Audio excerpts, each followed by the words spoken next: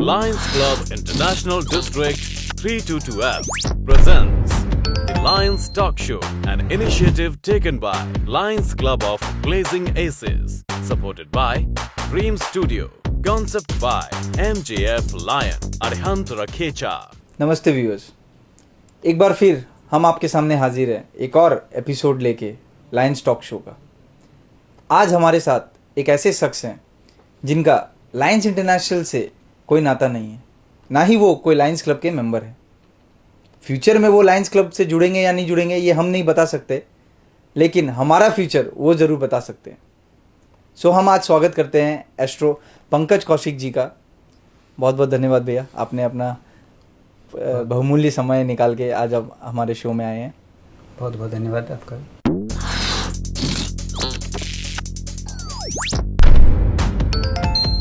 Astro Pankaj Kaushik ji आज से नहीं बल्कि 17 साल से अपना योगदान हमारे सिलीगुड़ी और सिलीगुड़ी के आसपास के इलाकों में प्रदान कर रहे हैं। यही नहीं बल्कि आज ये तीसरी पीढ़ी है जो कि एस्ट्रो से रिलेटेड आज सिलीगुड़ी में काम कर रही है और कई सारे बड़े प्रोजेक्ट सिलीगुड़ी और सिलीगुड़ी के आसपास के इलाकों में इन्होंने काम किया हुआ है, जैसे Mayfair T resort, hotel Ramada Darjeeling और कई सारी सिलीगुड़ी के विभिन्न प्रॉपर्टीज़ में।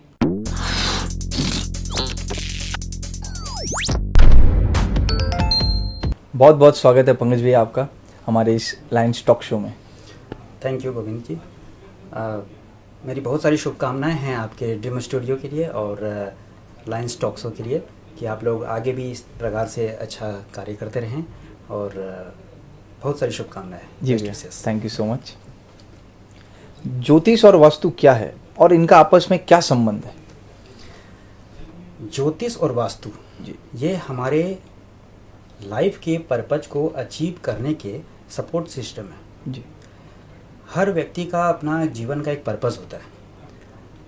हर व्यक्ति का अपना अलग अलग लक्ष्य होता है, अलग अलग मंजिल होती है जी, और उसमें ये दोनों ही जो विषय है वो सहायक है। जी। ये बहुत ही प्राचीन विधा है हमारी। जी, जिस प्रकार हमारे देश में आयुर्वेद और योगा हैं, जी, जितनी प्राचीन विद्या वो है, हाँ जी, उसी प्रकार से ये भी वास्तु को बोल दीजिए या ज्योतिष बोल दीजिए, ये भी बहुत ही प्राचीन विद्या है और इनका पर्पज होता है हमारा मार्गदर्शन करना, जी, हमें सही राह दिखाना। ज्योतिष जो है बेसिकली ज्योति शब्द से लिया गया है। जी, ज्योति का मतलब होता है लाइट, प्रकाश। जी, प्रकाश क्या करता है? रास्ता दिखाने का कार्य करता है। बिल्कुल। मान लीजिए कि हम लोग किसी अंधियारी गलियारे से निकल रहे हैं तो हमें वहाँ पर कुछ देखने के लिए प्रकाश की ज़रूरत होती है, लाइट की ज़रूरत होती है। ज्योतिष भी बस वही काम करता है, आपको सही रास्ता दिखाना। और वेदों में इसे नेत्र कहा गया है। नेत्र इसे कहते हैं ज्योतिषम वेदानाम चक्षु। चक्षु यानी कि नेत्र भी तो देखने का काम करते हैं। जी, तो एक प्रकाश के माध्यम से हम लोग थोड़ा दूर का देखें, यही पर्पस है ज्योतिष का। जी, ज्योतिष जो है वो ग्रह नक्षत्र के तालमेल से हमारा मार्गदर्शन करता है। ये ठीक वैसे ही काम करता है जैसे आपके मोबाइल फ़ोन पर जीपीएस काम करता है। आपको कहीं भी जाना होता है तो हम लोग नॉर्मली क्या करते हैं, अपने फ़ोन में जीपीएस ऑन करते हैं, उसमें हम लोग अपना डेस्टिनेशन डालते हैं और उसके बाद में थोड़ी देर में ना वो जीपीएस जो है वो ट्रैक करके हमें ये बताता है कि आप इस रूट से चले जाइए क्योंकि इस रूट में ज़्यादा ट्रैफिक है, आप दूसरे रूट से चले जाइए और आपका ये डेस्टिनेशन है वो इतने किलोमीटर दूर है और वहाँ तक पहुँचने में आपको लगभग इतना समय लगेगा।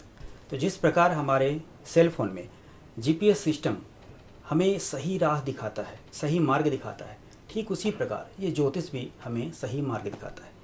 जब हम अपने जीवन के किसी ऐसे चौराहे पर आकर खड़े हो जाते हैं, जब हमें कुछ समझ में नहीं आता कि अब हमें जीवन में किस ओर आगे जाना चाहिए, कौन सा रास्ता चुनना चाहिए, तब वहाँ पर ज्योतिष के माध्यम से हमें एक मार्गदर्शन मिलता है कि आप ये रास्ता पकड़िए, इस रास्ते पे चलिए और ये रास्ता आपको आपके लक्ष्य तक पहुँचाएगा। लेकिन चलना तो आपको पड़ेगा और ये जो चलना है ना, इसी को कर्म कहते हैं।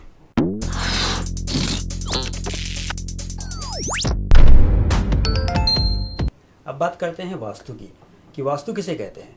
Vastu is a science of direction, ये दिशाओं का विज्ञान है।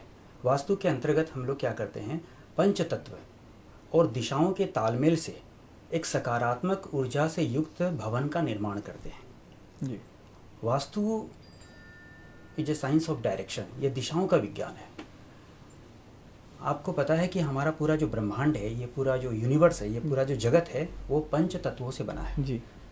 पंच तत्व में आते हैं एयर, वाटर, फायर, अर्थ और स्पेस। ये पंच तत्व है।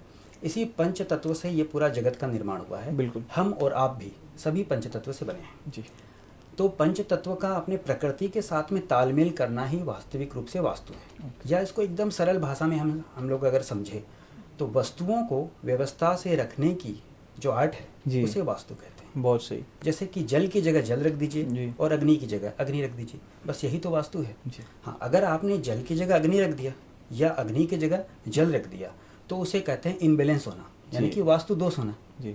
तब फिर क्या होता है कि उससे हमारा भवन यानी कि हमारा जो घर है वो बीमार पड़ जाता है और उसका पूरा जो इफेक्ट है वो हमारे मनोमय मस्तिष्क पर पड़ता है, हमारे सबकॉन्शियस माइंड पे पड़ता है और उसका साइड इफेक्ट फिर हमें वो झेलना पड़ता है। तो वास्तु बहुत ही सरल है, मतलब इसको बस तरीके से वस्तुओं का एक keeping the objects in A proper way, in A proper direction is called vastu.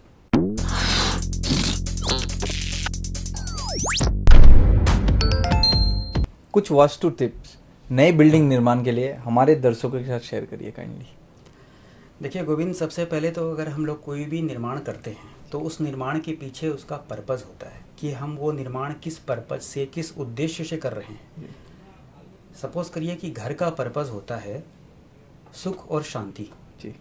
दुकान का पर्पस है व्यापार करना, सेल्स बढ़ाना। जी। फैक्ट्री का पर्पस है अच्छा प्रोडक्शन करना। जी।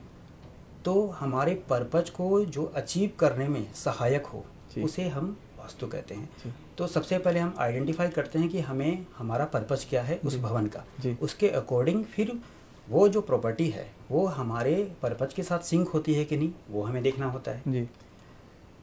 और वैसे अगर हम लोग कोई भी जगह का अगर हम लोग चुनाव करते हैं तो उसमें बेसिकली देखा जाता है कि उसके जो 4 कॉर्नर होते हैं, ईशान कोण, आग्नेय कोण, नैऋत्य कोण और वायव्य कोण, ये चारों के चारों कॉर्नर जो है ना वो इक्वली 19 डिग्री के होने चाहिए। कोई भी कोण जो है या कोई भी दिशा कटी या बड़ी नहीं होनी चाहिए। थोड़ा सा मैं इस पे बताऊंगा कि थोड़ा हम लोग के इसमें मिथ है कि लोग समझते हैं कि नॉर्थ ईस्ट का एक्सटेंड होना प्रॉपर्टी बहुत बढ़िया होता है। ईशान कोण बढ़ी हुई प्रॉपर्टी लेने में लोग ज़्यादा इंटरेस्ट रखते हैं और कुछ लोग जो है ना सिर्फ नॉर्थ फेसिंग प्रॉपर्टी ही खोजते हैं। जी। जी। तो ऐसा नहीं है कि नॉर्थ फेसिंग प्रॉपर्टी जो है वो बहुत ही समृद्धि देती है और साउथ फेसिंग प्रॉपर्टी समृद्धि नहीं दे सकती, ऐसा नहीं है। आपको बता दूं कि रेसिडेंशियल पॉइंट ऑफ व्यू से जो अगर हम लोग घर की बात करते हैं और घर में क्या होता है ना कि हम लोग नॉर्थ और ईस्ट फेसिंग प्रॉपर्टी को पहले प्रेफरेंस करते हैं। जी। और जो कमर्शियल स्पेस होता है उसके लिए साउथ और वेस्ट से बढ़िया प्रॉपर्टी नहीं हो सकती। साउथ और वेस्ट से बढ़िया प्रॉपर्टी नहीं? बिल्कुल बिल्कुल। साउथ और वेस्ट से अगर कोई इंडस्ट्री लगानी है तो कोई आपको प्लांट लगाना है, कोई मैन्युफैक्चरिंग कोई भी टाइप का छोटा या बड़ा कोई भी यूनिट हो, तो दक्षिण दिशा की जो प्रॉपर्टी जितनी समृद्धि दे सकती है उतनी उत्तर दिशा की नहीं दे सकती। ये मैंने अपने करियर में अनुभव बहुत किया है। जी। तो अब क्या होता है कि हमारा उस प्रॉपर्टी का उद्देश्य अलग है। जी। अब सपोज करिए कि अगर हम वास्तु की बात करें ना तो इसमें कोई थंब रूल भी नहीं है। जी। एक ही थ्योरी हम हर जगह नहीं लगा सकते। जी। अगर हम घर का वास्तु कर रहे हैं और उसमें हम प्रिंसिपल लगा देते हैं कमर्शियल स्पेस के, तो फिर क्या होता है हम अपने घर में ही व्यापार करने लग जाते हैं कि हम आपको ये करें उसके बदले में मुझे क्या मिलेगा, आपने ऐसा किया है तो शायद इसके पीछे कुछ फायदा होगा।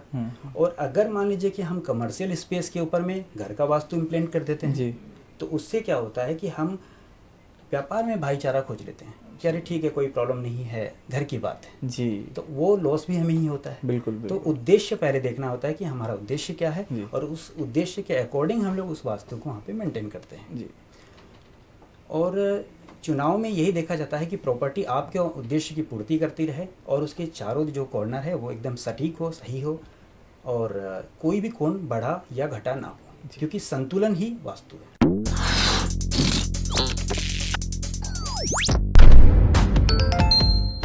क्या इंटीरियर डिजाइनिंग में भी वास्तु का तालमेल हो सकता है? बिल्कुल हो सकता है। देखिए जब हम घर बनाते हैं ना तो पीसफुली रहने के लिए बनाते हैं कि घर हमारे सारी इच्छाओं की पूर्ति करे, हमारे मन के मुताबिक हो और उससे भी ज़्यादा जरूरी है कि वो देखने में भी सुंदर हो जी। तो इसके लिए इंटीरियर की जब बात करते हैं, जैसे कि मैंने बताया कि वास्तु में जो पंच तत्व होते हैं, तो हर तत्व का अपना एक पर्टिकुलर कलर होता है और हर तत्व का अपना एक शेप होता है, एक डिज़ाइन होती है जी।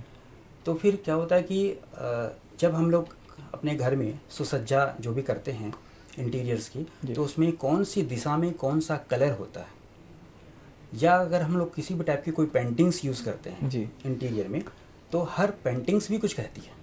जैसे कि आपने सुना होगा कि पहले कुछ वर्षों पहले लोग अपने घर में महाभारत की एक फ़ोटो लगा दिया करते थे जी। जिसमें महाभारत का एक युद्ध दिखाया जा रहा है और अर्जुन जो है वो रथ के ऊपर बैठे हुए हैं, कृष्ण सारथी हैं जी। और वहाँ पे लिखा रहता था यदा यदा हि धर्मस्य ग्लानिं भवतु भारत अभ्युत्थानम धर्मस्य तदात्मानं सृजाम्यहम्। तो वो जो महाभारत की जो पेंटिंग लगी रहती थी, उससे जो हम लोग जिस चीज़ को देखते हैं ना, तो हमारा जो अवचेतन मन है वो वैसा ही रिएक्ट करता है। तो फिर क्या होता था कि घर में हमेशा उत्तेजना का माहौल बना रहता था, हमेशा थोड़ा झगड़ा का माहौल बना रहता था। तो पेंटिंग्स भी वास्तु के अकॉर्डिंग सुनिश्चित की जाती है, कलर्स भी वास्तु के अकॉर्डिंग सुनिश्चित किया जाता है। एक और मैं बात बताना चाहूँगा कि हम सबको पता है बेसिकली कि वास्तु में साउथ ईस्ट कॉर्नर यानी अग्नि कोण में हमें किचन बनाना चाहिए। ठीक है, तो हम लोग क्या करते हैं कि किचन तो अग्नि कोण में बना देते हैं, लेकिन उस किचन में जो स्लैब है जिसके ऊपर हम लोग अपना स्टोव रखते हैं, गैस रखते हैं, वो जो स्लैब है वो ब्लैक कलर की दे देते हैं जी। अब जो पंचतत्व की बात करते हैं, तो जो वाटर एलिमेंट है, वाटर का कलर है ब्लैक और ब्लू जी। जब आप समुद्र को देखेंगे तो समुद्र का पानी जो दिन में है ना वो ब्लू दिखता है क्योंकि वो स्काई को रिफ्लेक्ट करता है, और रात में वही समुद्र का पानी ब्लैक दिखता है, काला दिखता है। यानी कि वाटर एलिमेंट के दो कलर हो गए, ब्लैक और ब्लू।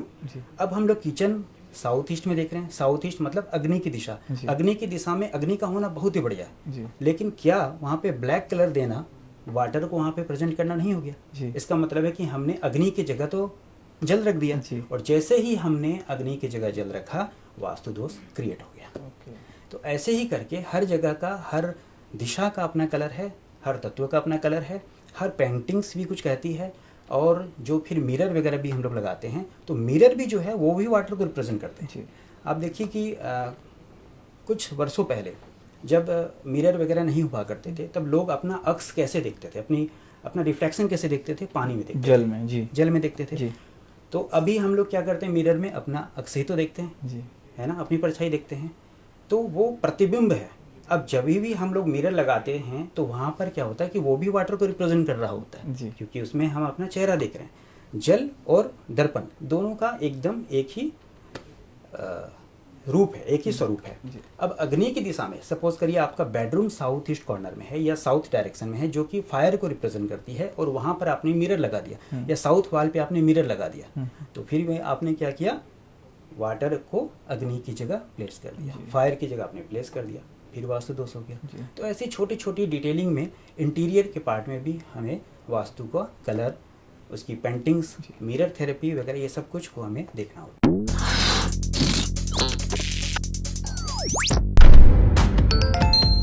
अगर कोई पुरानी बिल्डिंग में वास्तु दोष हो तो क्या उसे वास्तु शास्त्र से ठीक किया जा सकता है?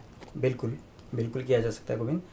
देखिए, वास्तु जब हम लोग करते हैं तो उसके दो मोड होते हैं। एक होता है आर्किटेक्चुरल वास्तु, जिसके अकॉर्डिंग क्या होता है कि जब भी कोई भवन या कोई भी निर्माण हम लोग कर रहे होते हैं तो उसका पहले एक ब्लूप्रिंट तैयार हो जाता है, जिसको नक्शा बोलते हैं।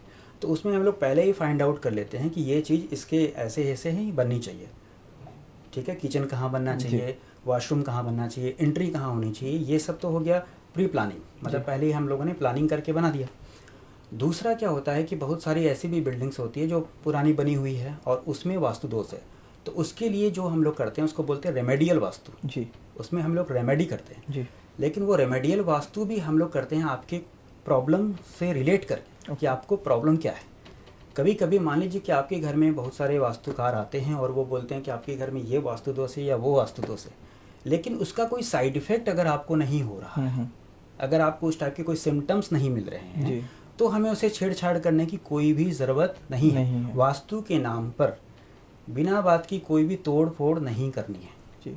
हाँ, अगर आपको ऐसे सिम्टम्स मिल रहे हैं जी, और उसके बाद फिर हम लोग क्या करते हैं, रेमेडी करते हैं। रेमेडी में बेसिकली क्या किया जाता है कि हम लोग अभी बिना तोड़ फोड़ के ही वास्तु का सल्यूशन करने पर विश्वास रखते हैं, जिसमें हम लोग कुछ कलर थेरेपी के थ्रू जी कुछ स्पेसिफिक पेंटिंग लगा करके, जी। सपोज करिए कि मैं एक एग्जांपल देना चाहूँगा कि मेरे क्लाइंट हम्म, और वो एक जिस घर में रह रहे हैं वो लोग पुश्तैनी है वो घर, मतलब जी 50 साल से वो लोग रह रहे हैं। जी तो अब क्या होता है कि जैसे जैसे परिवार बड़ा होता है तो नए मेंबर भी ऐड होते हैं, तो जी। फिर धीरे धीरे क्या होता है कि फैमिली में जो है वो डिस्प्यूट वगैरह होना आज की डेट में आम बात है।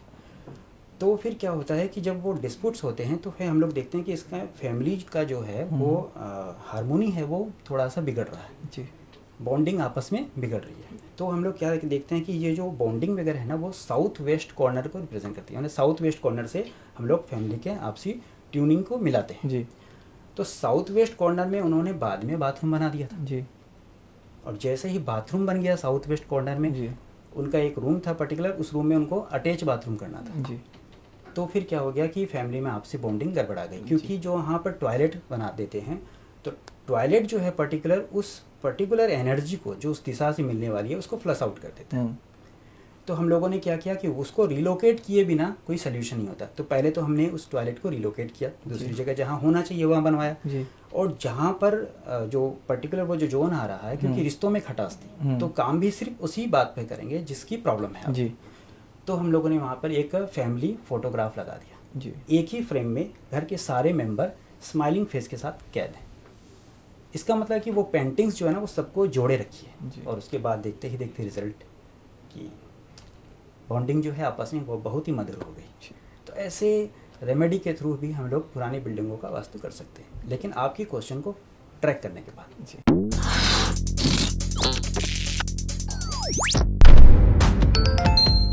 कुछ आसान से वास्तु टिप्स जो कि हम नियमित रूप से अपने जीवन में ला सकते हैं। ये तो आपने बहुत ही बढ़िया क्वेश्चन किया गोविंद जी। जी कुछ ऐसे टिप्स जो सबके लिए हैं और बहुत ही ज़रूरी है वो मैं आप लोगों को बता देता हूँ आपके इस प्रोग्राम के माध्यम से, कि सबसे पहले उठते ही अपने सारे रूम के विंडो खोल दीजिए, जी सारे कर्टन हटा दीजिए। फ्रेश एयर जो है उसका आगमन घर में होना चाहिए, क्योंकि जो हवा है ना वो हमारे प्राणों को संचारित कर रही है। तो फ्रेश हवा आएगी, और उसके बाद खिली खिली धूप का भी सुबह सुबह घर में एंटर होना बहुत ही ज़रूरी होता है। तो पहला पॉइंट ये हो गया। दूसरा, हमें अपने घर में पानी की बर्बादी बिल्कुल भी नहीं करनी चाहिए, वाटर को सेव करना चाहिए, क्योंकि जल जो है, जल को हम लोग धन से कनेक्ट करते हैं। बोलते हैं ना कि पानी के जैसे पैसा बहा रहे हो, है ना, एक कहावत है। जी बिल्कुल। तो पैसा और पानी आपस में लिंक करते हैं। तो आपको क्या है कि पानी वेस्टेज ना हो, इस पर पूरा ध्यान रखना है। कभी कभी नल के वगैरह रहते हैं बाथरूम वगैरह में या फिर किचन वगैरह में, तो पानी जो है ड्रॉप करके लीक हो रहा होता है, तो वो सब चीज़ें आपको ध्यान रखनी चाहिए। तीसरा जो है, ग्रीन प्लांट्स जो होते हैं, नेचुरल ग्रीन प्लांट्स, वो ज़्यादा से ज़्यादा अपने घर में लगाइए। जी बेसिकली वो भी जो आपको ईस्ट और नॉर्थ डायरेक्शन में ही लगाने हैं, जी साउथ एंड वेस्ट में नहीं लगाने हैं। ओके। तो ईस्ट और नॉर्थ डायरेक्शन में मैक्सिमम आप नेचुरल प्लांट्स लगाइए। उससे भी, ये भी वास्तु टिप्स में, और बहुत ही बढ़िया इन्वायरमेंट अपने घर का रहता है। और एक लास्ट और सबसे बढ़िया टिप्स ये है कि घर के जितने भी मेंबर्स हैं सबको कम से कम दिन में एक टाइम एक साथ बैठकर खाना खाना चाहिए। चाहे वो ब्रेकफास्ट करिए या लंच करिए या फिर रात का डिनर करिए, लेकिन आपको एक साथ बैठ के खाना खाना है, ऐसा एक घर में नियम बना लीजिए। फिर देखिए आपका घर कैसे खुशियों से बढ़ जाता है और आपसे बॉन्डिंग बढ़ जाती है। यही तो पर्पज़ है वास्तु।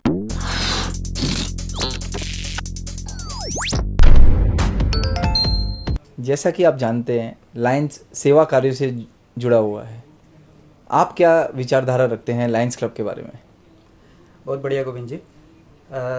देखिए, हर व्यक्ति का अपने और अपने परिवार के अलावा समाज के प्रति भी एक जिम्मेदारी होती है, एक कर्तव्य होता है कि समाज के लोगों को एक साथ लेकर के हम लोग चल पाएँ। जी हमारी संस्कृति कहती है वसुधैव कुटुंबकम, जी मतलब कि पूरा जो विश्व है वो हमारा कुटुंब है, हमारी फैमिली है, हमारा ही परिवार है। तो हम सबका एक दायित्व बनता है कि समाज के प्रति भी हम लोग कुछ कर सकें।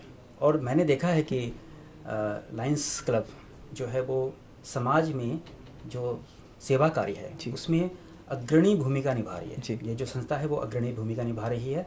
और जैसे कि चाहे वो रक्तदान की बात हो, चाहे वो फूड फॉर ऑल हो, या चाहे वो हॉस्पिटल्स वगैरह हो, शिक्षा के क्षेत्र में भी बहुत अच्छा काम कर रही है। देख के बड़ी प्रसन्नता होती है, और आपकी संस्था के कार्यों से काफ़ी लोग लाभ उठा पा रहे हैं।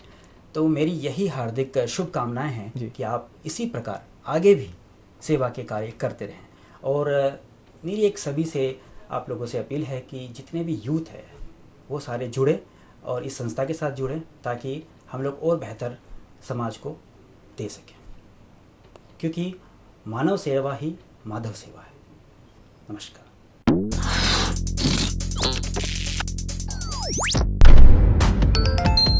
तो इसी के साथ हम इस एपिसोड की समाप्ति पे आते हैं और हम धन्यवाद देना चाहेंगे एस्ट्रो पंकज कौशिक जी का, जिन्होंने अपना बहुमूल्य समय निकालकर आज हमारे व्यूअर्स के साथ ज्योतिष और वास्तु के बारे में बहुत सारी बातें शेयर करी, बहुत सारी इन्फॉर्मेटिव बातें जो कि हमारे व्यूअर्स को अपने निजी जीवन में फ़ायदा दिलाए, वो शेयर करी।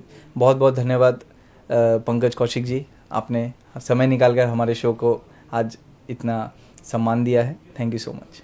Thank you. आप सभी स्वस्थ रहें, मस्त रहें। नमस्कार। बहुत जल्द आपके साथ हम रूबरू होंगे एक और नए एपिसोड के साथ। तब तक के लिए याद रखें, 2 गज दूरी, मास्क है ज़रूरी।